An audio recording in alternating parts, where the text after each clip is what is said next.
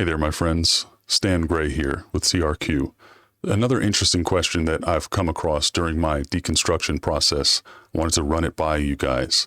So this is related to the Garden of Eden, the first conflict between humans and God, this God character in Christian lore.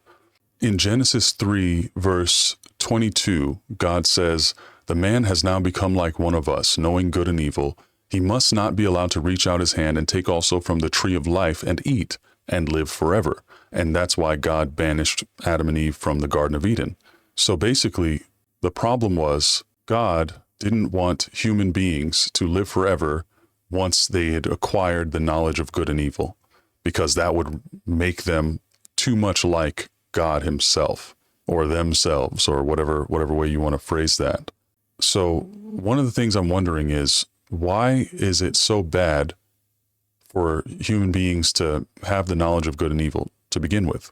Especially since that's necessary for the Christian conception of humanity's value to God, being willing servants that are able to choose good over evil. If they never got that knowledge of good and evil, then that would never have been possible. And that's why I talk about in my other video that God literally must have wanted that to happen and planned for it to happen. He knew it was going to happen. He set it up the way that he knew it would happen, and he let it happen. He watched and stood by arm's length away and allowed the serpent to convince Eve to eat the fruit. He didn't stop her from eating the fruit. He didn't stop the serpent from talking to Eve. He allowed everything to happen, and apparently he was right there. He's omnipresent. He did nothing to stop it.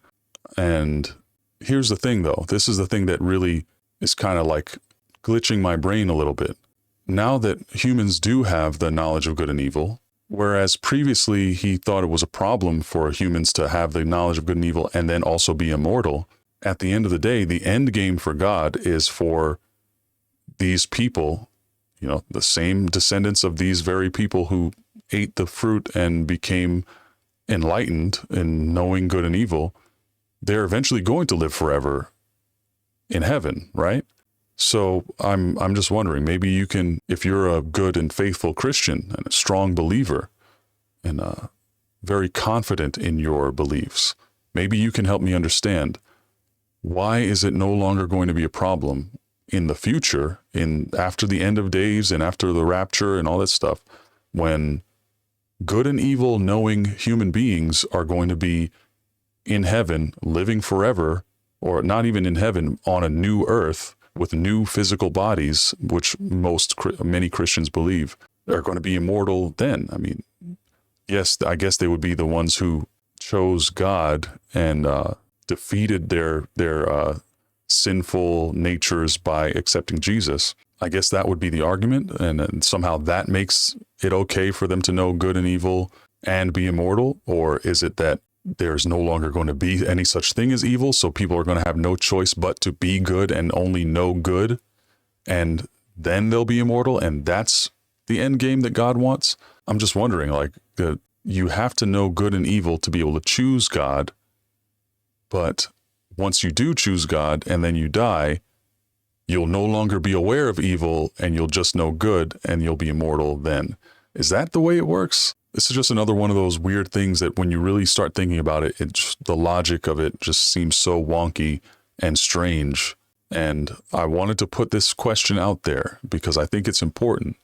And I figured maybe someone thinks they have a good response to this. So I'll end this one right here. Keep it really short, simple. If you've got a good response to this, let me know down in the comments below, because I'd love to hear it. If you enjoyed this video, or if it made you think about something different, unique that you haven't really thought about before, drop a like on the video, subscribe, comment down below if you have any thoughts, and I'll see you next time, my friends. And remember, if you want the truth, you've got to ask the right questions. I'll see you later.